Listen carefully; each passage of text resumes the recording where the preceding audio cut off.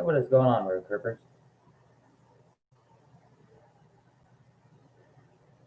Road Trip Nate here with a special guest, Chewbacca. Say hi, Chewie. Alright, you sit over there.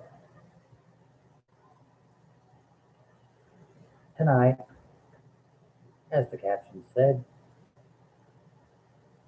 I will be ranking the Star Wars franchise movies, not The Mandalorian or the Clone Wars cartoons, none of those. The 11 movies, 11 to 1. With that in mind, I have my trusty list here. Let's get started. Coming in last place is Last Jedi. There is so much wrong with that movie. It causes more problems for the last movie of the trilogy to make up for than it does for the storyline. To it's it is by far the worst movie of the franchise. It just creates more problems than it solves. Than I watched it once. I will probably not watch it ever again. I may watch it just during a rewatch of the entire Star Wars franchise, but it, the the final movie of the third trilogy of the Star Wars franchise had to had too much problems because of that movie. Too much to make up for because of that movie. It was like it was unforgivable the problems that movie caused throughout the series as a whole. So let's move on. Solo, Star Wars, the movie. It's a little good change of pace from the regular Star Wars style movies. It's kind of a heist film in outer space. It's the beginning with Han Solo. It was watchable. I liked it. It didn't feel like a Star Wars movie. It was a nice movie, but it was just kind of. It still kind of felt like a notch below what the Star Wars movies are. So that's why it's number 10. Number 9, The Rise of Skywalker. As I said, Last Jedi gave this movie too much to overcome. I had too many questions coming into this movie from the last movie that it just couldn't make up for the movie before it. I mean, it ended the new trilogy. It was decent. It ended the new trilogy, ended the Skywalker storyline. Okay. I mean, it was, you had zombie Palpatine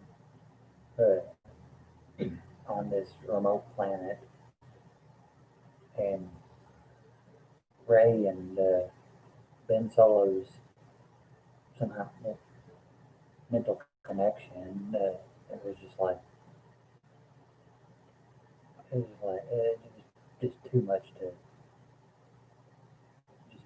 to overcome from the second movie. It was just, but they tried to overcome it. Number 8, Attack of the Clones, Episode 3 of the prequel series. Episode 2 of the prequel series. This was it was decent. It was, Anakin not being a kid on episode 1, or going full dark side on episode 3. With Anakin finding himself and all the different little problems that were finally starting to show what was going on, how the Star Wars series would eventually go to the original series. But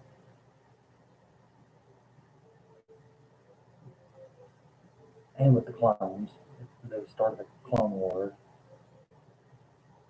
it shows how all that happens, takes place, begins. But it is still right on this list because there are still better movies in the Star Wars franchise. Moving on. Number 7, Revenge of the Sith. When everything just finally goes down, Anakin turns full dark side. Palpatine becomes the Emperor. We finally see how Palpatine fully becomes the Emperor, how Anakin becomes Darth Vader, how Padme births Luke and uh, Princess Leia. All, everything that leads into the original series, we finally get all that during the course of this movie. So it is a good prequel to lead into the original franchise that has become well known and well loved. Star Wars franchise is one of the best franchises of all time. Number 6, Episode 1, The Phantom Menace. It shows how two Jedi Knights rescue a young boy, Anakin, who would one day become Darth Vader, from slavery on a desert planet through a pod race, which begins the whole series. So it's a good establishing movie for the franchise, for the whole Star Wars franchise is built off of the beginnings of that movie that sets everything in motion. That's why it's number 6. Number 5, Rogue One. It tells the events of what happens between episode 1, 2, and 3 to the original series. It kind of ties everything in because there's a small rebellion group that learns the plans of the Death Star being built, and so they try to destroy the Death Star before it gets built, and they end up at the end of the movie sending the plans to Princess Leia, which at the very beginning of New Hope is the plans that they get. So it's a good tie-in, and it's a good movie overall. I like it. Number 4. Number 2, 3, and 4 are not in any particular order, just because I like the original series as a whole. I can't put I can't pick one movie over another. Uh, but so 2, 3, and 4 basically is going to be just the way they were uh, released, the order they were released. Because I can't take a ranking of those 3 movies. But it's Return of the Jedi, Episode 6. Uh, it ends with the end of the Emperor, the end of Darth Vader, and Han Solo and Princess Leia. They get married. It it was a good ending movie to the the original trilogy of the franchise, and it had a good uh, riding through the woods on these little space bikes, trying to get away from the stormtroopers. That was pretty cool. Just zipping through the trees, just good, good scene. Uh, but number three, Empire Strikes Back started off on a frozen planet. Uh, Luke Skywalker had to hide in a carcass of a dead animal while a some kind of Arctic creature was trying to attack him, and the Empire found out where they were, so they sent out all uh, big, uh, these big robotic things that were pretty cool that walked on four legs. That, then the whole movie was about the Empire getting their revenge from the first movie. Luke Skywalker finding out that Darth Vader is his father, and Darth Vader cutting Luke's arm off.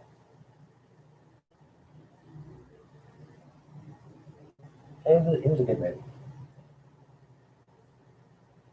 If I had to pick between the best movie of the original trilogy, I would probably say Empire Strikes Back is, in my opinion, the best movie of the original trilogy. Number two, A New Hope. It was the beginning of the Star Wars franchise, where Princess Leia transmits a message on how to destroy the Death Star. They they find a young Luke Skywalker on this desert planet. He meets up with Obi-Wan Kenobi. They end up beating, or Obi-Wan Kenobi ends up losing a battle to Darth Vader as an old man, which we don't realize it now until the trilogy movies come out about Obi-Wan's kind of storyline. His relationship with Darth Vader, we don't find that out. But he ends up losing, and they end up blowing up the Death Star to have a good victory in the first movie. So it was an all around good movie. But for me, number one, Force Awakens. It was a good resurrection of the Star Wars franchise, which part two of the movie of part two of the series of that new trilogy, I've already said, kind of just crapped all that away. But Force Awakens was a good movie. It it started a new team of rebels, basically a new empire with a new Death Star. It it had a bunch of good callbacks to. They brought a bunch of the old characters in, like Han Solo, Princess Leia, Chewbacca. It was good nostalgia. It was a good nostalgic moment. It was really sad when Han Solo died because of his son, who was kind of I feel like a knockoff Darth Vader. Uh, they were having a father-son moment, and then he kills him. Kylo Ren kills Han Solo. But all in all, it was a good pass the torch movie to the new franchise, which is the continuation of the franchise after this movie did not really live up to the expectations. But that is my list of my favorite Star Wars. My ranking of the Star Wars movies ranked 11-1. Tell me what you think down below in the comments. And if you're new to this channel, I am Road Trip Nate. I do travel videos. I like to talk travel. I rank my favorite places, travel stuff. I also like to talk movies, rank movies and TV shows, and just whatever else I want to talk about at the time. But that's going to do it for this episode. If you're new here, please feel free to hit that subscribe button after the video to stay notified on all my current and future whereabouts. And as always, if you like this video, give it a big thumbs up. It lets me know you care. As always, you can visit my Patreon page, patreon.com/roadtripnate. If you feel like donating to this channel, every little bit helps and is always much appreciated. This is Road Trip Nate and Chewbacca saying so long. Until next time, Road Trippers.